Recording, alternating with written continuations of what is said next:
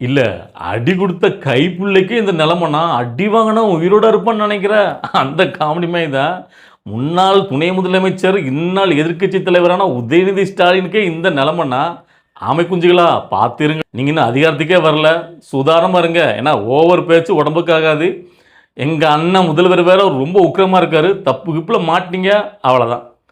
So இன்னைக்கு நம்ம நெறைய விஷயங்கள இந்த வீடியோல பேச போறோம். அதாவது உதயநிதி ஸ்டாலின் அவர்கள கைது பண்ணியிருக்காங்களா, அந்த சம்பவத்தை தொடர்ந்து அதை சுத்தி நடக்கக்கூடிய ஒரு அரசியல், மிகப்பெரிய ஒரு அரசியல் நடந்துட்டு இருக்கு. ஃபர்ஸ்ட் இது வந்து பார்த்தீங்கன்னா, நெறைய பேர்களுக்கு ரொம்ப ஒரு சந்தோஷத்த குடுத்திருக்கு. அதாவது தமிழை வச்சுக்கிறத சார்ந்தவங்க கிடையாது. சந்தோஷப்பட்டவர்கள் எல்லாமே பார்த்தீங்கன்னா, பொதுவா அதாவது பார்த்தீங்கன்னா, தமிழ்நாட்டு மக்கள் நெறைய பேர் பார்த்தீங்கன்னா கொண்டாடுறாங்க. அதில சில பேர்லாம் பார்த்தீங்கன்னா, இந்த கைதுக்காகவே நாங்க திரும்பவும் ஒரு தடவ நம்முடைய முதலமைச்சர் விஜய்க்கு ஓட்டு போடுவோம் டிவிகேக்கு அப்படின்னு சொல்லியிருக்காங்க. நெறைய பேர் அதாவது நெறைய ட்வீட்டுகள என்னால பார்க்க முடிஞ்சுச்சு. அதில குறிப்பா டைரக்டர் மோகன்ஜிலாம் இன்னைக்கு காலையிலேயே போட்டாரு. அதாவது இன்னைக்கு மட்டும் உதயநிதி ஸ்டாலின் அவர்கள கைது பண்ணா நான் திரும்பவும் டிவிகேக்கு ஓட்டு போடுவேன் அப்படின்ட்டு. ஸோ அந்த அளவுக்கு மக்கள்லாம் கொண்டாடுறாங்க. ஏன்னு கேட்டீங்கன்னா, அந்த அளவுக்கு இவங்க ரொம்ப பார்த்தீங்கன்னா, ஒரு அநாகரிகமான பேச்சு திமுகல, அதாவது கடைக்கோடி தொண்டிலிருந்து தலைமை வரைக்கும் அவ்வளோக்குள்ள அநாகரிக பேச்சு, அவ்வளோக்குள்ள அடக்குமுறை, ரொம்ப ரவுடிசம். ஸோ அதனாலே மக்கள் பார்த்தீங்கன்னா, அவ்வளோக்குள்ள ஒரு வெறுப்புல இருந்திருக்காங்க இந்த திமுக ஆட்சி மேல. ஸோ அதுவும் முதலமைச்சராக விஜய் அவர்கள் வந்து, ஸோ இப்போ உதயநிதி ஸ்டாலின கைது பண்ணது எல்லாருக்கும் பார்த்தீங்கன்னா ஒரு பரம ஆனந்தம். ஸோ தரமான சம்பவத்த நம்முடைய முதலமைச்சர் மேற்கொண்டிருக்கார். ஸோ அத பத்தி எல்லாத்தையும் நம்ம பார்த்திடலாம். ஸோ இப்போ உதயநிதி ஸ்டாலினுடைய கைத சுற்றி தான் இங்க தமிழ்நாட்டு அரசியல சுழண்டுட்டு இருக்கு. அதுல ஒவ்வொருத்தரும் தங்களுடைய கருத்துக்களை ஒவ்வொரு விதமா வைக்கிறாங்க.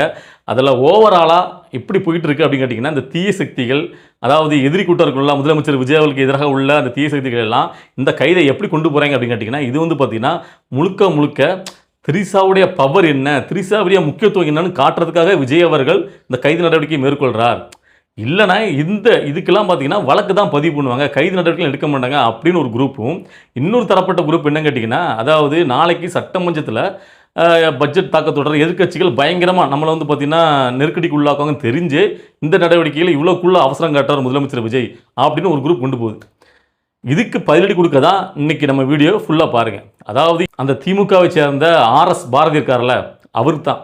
அவர் எடுத்த உடனே இந்த கைதை கண்டித்து என்ன சொல்லி கேட்டிங்கன்னா, அதாவது நான் வந்து ஜெயலலிதா ஆட்சி காலத்துலையும் சரி, எம்ஜிஆர் காலத்துலையும் சரி, எடப்பாடி ஆட்சி காலத்துலையும் சரி, நான் என்னென்னமோ பேசியிருக்கேன் அவதூறுகள். ஸோ என் மேலே 16 வழக்கு இருக்குது, எங்கள் தலைவர் மேலே அத்தனை வழக்கு இருக்குது, இத்தனை வழக்கு இருக்குது, யாருமே பார்த்தீங்கன்னா கைது நடவடிக்கை எடுத்தது கிடையாது. ஆனால் இவர் வந்து பார்த்தீங்கன்னா இவ்வளோக்குள்ள அவசர அவசரமாக கைது நடவடிக்கை எடுக்காரு அப்படிங்காரு.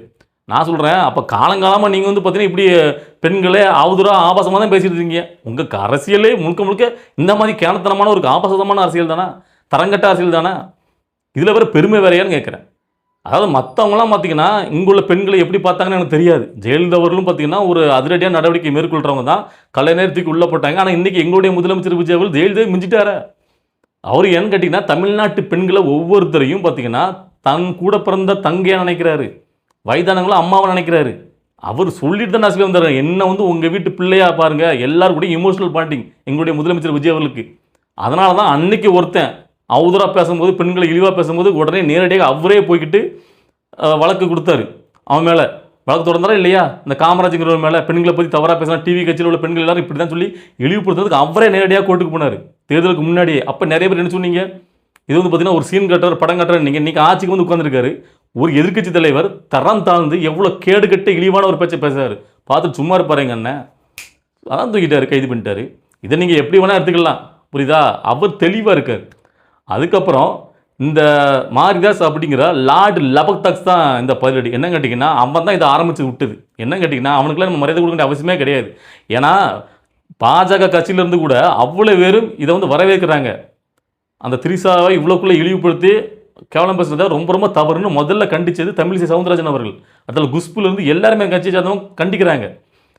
ஆனால் இந்த கேடுகட்ட இந்த மாரிதாஸுங்கிற லார்டு லபக்தாஸ் பையன் தான் முழுக்க முழுக்க இதை வந்து பார்த்தீங்கன்னா இவர் கைது பண்ணியிருக்கிறது விஜய் அவர்கள் திரிஷாவுடைய பவர் என்னன்னு காட்டுறதுக்காக தான் கைது பண்ணியிருக்கார், திரிஷாவோட முக்கியத்துவத்தை காட்டுறதுக்காக தான் கைது பண்ணியிருக்காரு. அந்த கைது நடவடிக்கை அப்படியே டோட்டலாக வேற ஒரு கோணத்தில் மாற்றுறான். அப்போ திமுகவுடைய இவன் சரியான ஒரு செம்புனைக்கே தான் இருந்திருக்கான். நான் கேட்குறேன், ஏன்டா லூசு பையில ஒரு பெண்ணுடா, அவங்க வந்து நீ திரிசன் பார்க்க வேண்டாம், நடிகைன்னு பார்க்க வேண்டாம். ஒரு பெண்ணை, ஒரு எதிர்க்கட்சி தலைவரோட மாண்பு என்ன? அவன் கட்சிக்காரன் தான், கூடுகிட்டத்தனமாக அவங்க வந்து ஒரு கேவலமான ஒரு வார்த்தையாக அங்கே வச்சு திரிசான்னு வேணே கத்துறான். ஒரு எதிர்க்கட்சி தலைவருக்கு முன்னாடி, இதுக்கு முன்னாடி துணை முதலமைச்சராக இருந்தவருக்கு ஒரு பொறுப்புணர்வு வேண்டாமா? ஒரு பொது மேடையில் பேசும்போது அவன் தான் அப்படி கத்துறான் அப்படின்னா அவனை வந்து அமைதி காக்க சொல்லிட்டு இவர் பேசும்போது பேசணும். நீ எதுக்காக போயிருக்கீங்க? அதாவது காவிரி நீர் வரல, விவசாயிகளுக்கு நீர் இருக்கு, அந்த பேசுகிற இடத்துல தேவையில்லாமல் ஒரு பெண்ணை இழிவுபடுத்துகிற மாதிரி நம்ம அதை சொல்லக்கூட முடியல. நான் இது வரைக்கும் அந்த வார்த்தை கூட சொல்லலை. அவ்வளோக்குள்ள ஒரு கூசுகிற வார்த்தை. அதை உபயோகப்படுத்துறாருன்னா அது எப்படி கண்டு காணாமல் போக முடியும்னு கேட்குறேன். இதுக்கு நீ முட்டு கொடுக்க வரனா, அப்போ நீ எவ்வளோக்குள்ள ஒரு வன்மத்தை விஜய் மேலே வச்சிருக்க? எனக்கு தெரிஞ்சு நீ வந்து பார்த்தீங்கன்னா ரஜினியோட தீவிர ரசிகங்கிறனால, ரஜினிக்கு நீ வந்து முட்டு கொடுக்குறனால, அவர் வந்து ரஜினி எதிர்த்து இவர் வந்து ரஜினிக்கு ஆப்போசிட்ல இருந்து இன்னைக்கு சினிமாலேருந்து இப்போ வந்து பார்த்தீங்கன்னா முதலமைச்சர் ஆகிட்டார்ல, உங்களுடைய தலைவர் ரஜினி செய்ய முடியாது அவர் செஞ்சவர்னு உனக்கு வன்மம். அதனால தான் எனக்கு தெரிஞ்சு முதலமைச்சராக விஜய் வந்ததுலேருந்து நீ வந்து விஜய்க்கு எதிராகவே கத்திட்டு அடக்க. இதுக்கு முன்னாடி திமுகவுக்கு அப்பப்போ கத்திட்டு இருந்த, ஆனால் இப்போ முழுக்க முழுக்க விஜய்க்கு எதிராக தான். உன் வன்மை என்னன்னு இதுலேருந்தே தெரியுது. கூடிய சீக்கிரம் உனக்கு நல்க்குன்னு ஒரு ஆப் வைக்கப்படும் பாரு. நீ பண்ணுற அவதூறுகளுக்கு தக்க பள்ளி உனக்கு கிடைக்கும். ஸோ அதுக்கப்புறம் யாருக்கு நம்ம ஒரு பள்ளி கொடுக்க போகிறோன்னு கேட்டிங்கன்னா, ஏடிஎம்கேல இப்போ புதுசாக போய் சேர்ந்துருக்கக்கூடிய காயத்ரி ரகுராம். இது என்ன பிறவின்னு எனக்கு தெரில. ஏன்னு கேட்டிங்கன்னா, அதாவது அது இப்போ ட்விட்டர் போட்டிருக்கு பாருங்கள். த்ரீசா வந்து உதயநிதி மாரி வழக்க தொடர்ந்தாரா? இப்போ உதயநிதி அவர்கள் என்ன ஒரு இரட்டை அர்த்த வசனத்தில் பேசினார்? அதுக்கு என்ன பொருள்? எனக்கு அது புரியவே இல்லை. என்னன்னு சொல்ல முடியுமா? அப்படின்லாம் கேட்டு ஒரு பதிவை போட்டிருக்கு முதலமைச்சர் விஜய்க்கு எதிராக. எனக்கு அதை பார்க்கும்போது எனக்கு என்ன கேட்குதுன்னா, நீ ஒரு பொம்பளையா? இல்லை கேட்குறேன், த்ரிஷாவும் பார்த்தீங்கன்னா ஒரு பெண்ணு, நீ ஒரு பெண்ணு, அதுவும் நடிகை. இல்லை இந்த அளவுக்கு கீழ்த்தரமாக அதோடைய அர்த்தம் என்னன்னு அவர் விளக்கணுமா? த்ரிஷாவாக வழக்கு தொடர்ந்தால் தான் இதை வந்து எடுக்கணுமா? என்னன்னு கேட்குறேன். அவங்க த்ரிஷாவுக்கானு பார்க்கல. தமிழ்நாட்டு முதலமைச்சர் அவர்கள் பெண்களை தரக்குறைவா இவ்வளோக்குள்ள கேவலமாக யாரும் பேசக்கூடாது, அதுக்காக தான் இந்த நடவடிக்கை. ஆனால் இப்போ இதுக்கெல்லாம் உட்காந்துக்கிட்டு அந்த உதயநிதிக்கு சப்போர்ட்டாக வரைஞ்சி கட்டிட்டு எப்படிலாம் வராங்க பாருங்கள். ஏ லூசு இப்போ யார் கட்சியில் போய் சேர்ந்துருக்கீங்க? உங்கள் கட்சியில் உள்ள தலைவர் எடப்பாடி பழனிசாமி அள வச்சதே இந்த உதயநிதி பேச்சினால தான். உதயநிதி என்ன சொன்னாது கேட்டிங்கன்னா, இவர் வந்து முட்டுக்கால் போட்டே போயிட்டு, அதாவது சசிகலா அவருடைய காலுக்கு நடுவில் பூந்துட்டார் அப்படிங்கிற மாதிரி ஒரு வார்த்தையை சொன்னார். அவ்வளோக்குள்ள கொச்சையா அன்னைக்கு பிரச்சாரத்தில் இருந்த எடப்பாடி பழனிசாமி அழுதார் கண்ணீர் விட்டு.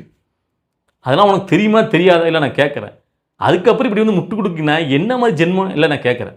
ஸோ அப்போ எப்படி இருக்காங்க நீங்களே பார்த்துடுங்க. இப்போ நம்ம பயிரிட்டு கொடுத்தவங்க யாரும் திமுகவை சேர்ந்தவங்க கிடையாது. அதாவது ஆர்எஸ் பாரதி தவிர மற்ற எல்லாரும் பார்த்தீங்கன்னா திமுகவுக்கு எதிர்பார்ப்பு நிலைப்பாட்டு இருக்கக்கூடியவ தான்.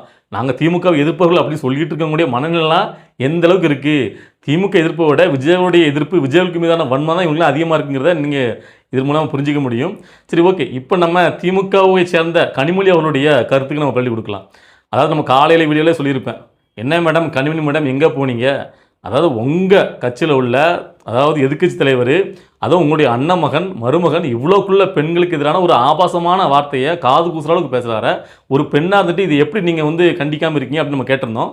அவங்க அப்போலாம் கண்டிக்க வரல. ஆனால் இப்போ கைது நடவடிக்கை நடந்ததுக்கப்புறம் அதுக்கு வந்து பார்த்திங்கன்னா ஒரு கண்டனம் தெரிவிச்சிருக்காங்க. என்ன கேட்டிங்கன்னா, நீங்கள் தனி மனித ஒரு பழிவாங்கல் நடவடிக்கையில் நீங்கள் வந்து பார்த்திங்கன்னா அவர் மேலே வழக்கு தொடரணும். நீங்கள் வந்து வழக்கு தொடர்ந்து கோர்ட் மூலமாக நீங்கள் வந்து பார்த்திங்கன்னா அவருக்கு நீங்கள் தண்டனை கொடுக்கலாம். அதை விட்டுட்டு அவசரமாக ஏன் வந்து பார்த்திங்கன்னா அந்த கைது நடவடிக்கையை மேற்கொள்கிறீங்க அப்படிங்கிற மாதிரி ஒரு கருத்தை தான் பதிவு பண்ணியிருக்காங்க. நான் என்ன கேட்குறேன்னா, அவர் என்ன தனிப்பட்ட முறையில் அவர் கைது பண்ண அவருக்கு என்ன ஆசையா? உங்கள் மருமகன் தான், உங்கள் அண்ணன் பிள்ளை தான் தேவையில்லாமல் வார்த்தையை விட்டார். தேவையில்லாமல் பெண்களை பற்றி தவறாக பேசினார். பெண்களை பற்றி தவறாக பேசினார். எங்கள் முதல்வர் அண்ணன் விஜய் கேட்க தான் செய்வார். உங்களுடைய அண்ணன் மகன்கிட்ட போய் சொல்லுங்கள், ஏப்பா புத்தி போய் சொல்லுங்கள், இப்படிலாம் ஏன்பா பேசுகிற, வாயை வச்சு சும்மா இருப்பா, இது ஒன்றும் பார்த்திங்கன்னா எடப்பாடி ஆட்சி கிடையாது, நாம் வேறு எப்படி இருக்கோம், இதில் எதுக்கு உனக்கு இந்த தேவையில்லாத வேலை அப்படின்னு சொல்லிட்டு உங்களுடைய அண்ணன் மகனுக்கு புத்திமை சொல்லுங்கள், ஒரு பெரிய மனுஷியா. அதை விட்டுட்டு இங்கே வந்துட்டு கண்டனம் தெரிவிக்காதீங்க, ஓகேவா? அடுத்தாப்புல திமுக கூட்டணியில் இருக்கக்கூடிய பிரேமலதா விஜயகாந்த் அவர்கள் அவங்களும் இதே மாதிரி தான். அதாவது அவர் பேசுனது அது கண்டிப்பாக தப்பானது தான். ஆனால் அவசரமாக அப்படி நடவடிக்கை இதுக்கு முன்னாடி பார்த்தீங்கன்னா வழக்கு திறந்துருக்கலாம். ஆனால் இது கைது நடவடிக்கைங்கிறது சரியா அப்படின்ட்டு ஒரு பெண்ணாக இருந்துக்கிட்டு இப்படிலாம் பேசலாமா? ஒரு பெரிய மனுஷங்க நீங்கள் இப்படி பேசலாமா? முதல்ல நீங்கள் தானே கண்டிச்சிருக்கணும். அது பிரேமலதா விஜயகாந்த் அவர்கள் முதல்ல ஒரு கண்டனத்தை தெரிவிச்சிருக்கணும். நீங்கள் உண்மையான நேர்மையான ஆள், நான் வந்து கேப்டனுடைய மனைவி, நாங்கள் எவ்வளோக்குள்ளே வந்து பார்த்தீங்கன்னா யாராக இருந்தாலும் விடமாட்டார் கேப்டன், மக்களுக்காக நிற்கக்கூடிய தலைவர். நேற்று வரைக்கும் உங்களுடைய மகன் அப்படி பஞ்சாக பேசினார், அண்ணன் ஓடுலாம் பேசினாப்லையே. இன்றைக்கி ஒரு பொதுவெளியில் ஒரு பெண்ணை பற்றி இவ்வளோக்குள்ளே கொச்சையான வார்த்தையை ஒரு எதுக்கு சேர்ந்தவர் பேசுகிறாரு. எங்கே போனீங்க? முதல்ல நீங்கள் தானே கண்டனம் தெரிவிச்சிருக்கணும். ஆனால் பாஜகலேருந்து தமிழிசை சவுந்தரராஜனும் கண்டனம் தெரிவிக்கிறாங்க. அப்போ யார் வந்து பார்த்தீங்கன்னா உண்மையாகவே பெண்களுக்கான ஒரு சமூக நீதிக்காக போராடுறது யார்? நீங்களா போராட்டீங்க? ஒரு பெண்ணாக இருந்துக்கிட்டே பெண்களுக்கான ஒரு நீதியை காக்கிறதுல கோட்டை விட்டிக்கல. என்ன நீங்களாம் பேசுகிறீங்க எனக்கு புரியல. ஒரு பெண்களை பற்றி இவ்வளோக்குள்ள அவதூற ஆபாசம் பேசும்போது கூட்டணியில் இருந்தால் அதுக்கும் முட்டு கொடுத்து தான் இருப்பீங்களா? அதை எடுத்து கேள்வி வைக்க மாட்டீங்களா? என்ன மேடம் நீங்கள் ஸோ இப்படி இருக்க சூழ்நிலையில் இப்போ திமுக இன்னொரு படி மேலே போயிட்டு ஒரு ட்ராமா பண்ணுவாங்கல்ல.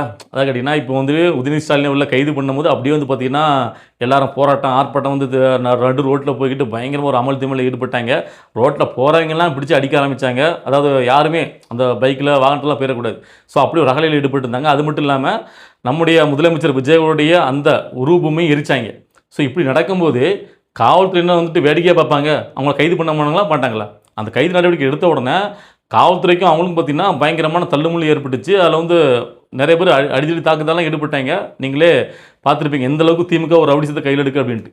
ஸோ இதில் இப்போ அவங்களே பார்த்தீங்கன்னா அந்த ரவுடிசத்தையும் பண்ணிவிட்டு இப்போ வந்து பார்த்தீங்கன்னா எங்களை வந்து காவல்துறை ரொம்ப வந்து பார்த்தீங்கன்னா அடிக்கிறாங்க, வன்முறை எங்கள் மேலே ஏவுறாங்க அப்படின்னு சொல்லிட்டு நேராக ஒருத்தர் அடி வாங்கின மாதிரி ஒரு ஹாஸ்பிட்டலில் போய்ட்டு எங்களை வந்து போலீஸ் இப்படி தாக்கிட்டு அப்படி தாக்கிட்டு ஒருத்தர் ட்ராமா போடுறாரு. அதை பார்த்துட்டு அங்கேருந்து மேயர் பிரியா அவர்கள் ஒரு ட்ராமா, எங்கள் கட்சிக்காரங்களாம் என்ன தீவிரவாதிகளா இப்படி காவல்துறை அடக்குறாங்க ஒடுக்குறாங்கன்னு. மேடம், உங்கள் கட்சிக்காரங்க நடு ரோட்டில் இறங்கி முதலமைச்சருடைய உருவபூமி எரிச்சா ஆளுங்கட்சி முதலமைச்சர் அவர் தான். ஏன் சும்மாவாக இருப்பாங்கன்னு இல்லை கேட்குறேன். அரசாங்கம் கவர்மெண்ட் என்ன சும்மா வேடிக்கை பார்க்குமா? முதலமைச்சர் அவர்கள் உருவபூமி எரிச்சா இல்லை நான் கேட்குறேன். ஏன் உங்கள் ஆட்சியில் ஸ்டாலின் அவருடைய உருவபூமி எரிச்சா நீங்கள் வந்து பார்த்துட்டா இருப்பீங்க? கைது நடவடிக்கை எடுக்க தான் செய்வாங்க. அப்படி கைது நடவடிக்கை உங்களுக்கு காவல்துறைகிட்டே நீங்கள் தள்ளுமுழுக்கு போனீங்கன்னா நீங்கள் வந்து ரவுடிசம் பண்ணுறதெல்லாம் நீங்கள் பண்ணுவீங்க. அப்புறம் காவல்துறை சட்டப்படி நடவடிக்கை மேற்கொண்டால் உடனே பார்த்தீங்கன்னா நாங்கள் தீவிரவாதி இல்லை. இல்லை புரியல. மக்கள் எல்லாத்தையும் இப்போ எல்லாத்தையும் பார்த்து தான் இருக்காங்க. இப்போ எல்லார் கையிலையும் ஃபோன் இருக்குது. எங்கே என்ன நடந்தாலும் உடனே மீடியாவுக்கு வந்து சோசியல் மீடியா ஃபுல்லாக பரவிடுது. ஸோ அதனால் நீங்களாம் எதையுமே மறைக்க முடியாது. முதல்ல நீங்கள் ஒழுக்கமாக இருங்க. என்ன இப்போ கைது நடவடிக்கை பண்ணோன்னே இப்போ என்ன பண்ணிடுவாங்கன்னு நினைக்கிங்க? ஊர்வலத்துக்கு தெரியும். அவருக்கு எத்தனை மணி நேரம் கைது நடவடிக்கை எடுத்து அவங்க வந்து போலீஸ் காவலில் அவர் இருக்காருங்கிறதான் இப்போ கேள்விக்குறி. மற்றபடி அவருக்கு எதுவுமே இதில் ஆகாதுன்னு எல்லாருக்குமே தெரியும்.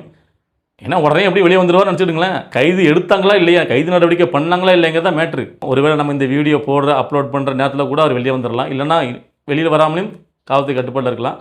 ஸோ எதாக இருந்தாலும் சரி, இது வந்து ஒரு தரமான சம்பவம். முதலமைச்சர் விஜய் அவர்கள் இந்த மாதிரி ஒரு தரமான சம்பவத்தை பண்ணுவார் தான் நம்ம எதிர்பார்த்துருந்தோம். அது இன்றைக்கி நம்ம கண்முன்னாடி நடக்குது. அதை ரொம்ப மனசார வரவேற்கிறேன். ஸோ நீங்களும் இதை வரவேற்கிறீங்க அப்படின்னா உங்களுடைய கருத்துக்களை கமெண்ட்டில் பதிவு பண்ணுங்கள். இல்லை இதை பற்றி உங்களுக்கு மாற்று கருத்து இருக்குது எதாக இருந்தாலும் சரி உங்களுடைய கருத்தில் கமெண்ட் பண்ணுங்கள். நம்ம அடுத்தது கட்ட அரசியல் நிகழ்வை பார்த்து நம்முடைய வீடியோ வரும். வெயிட் பண்ணுங்கள். பாய்.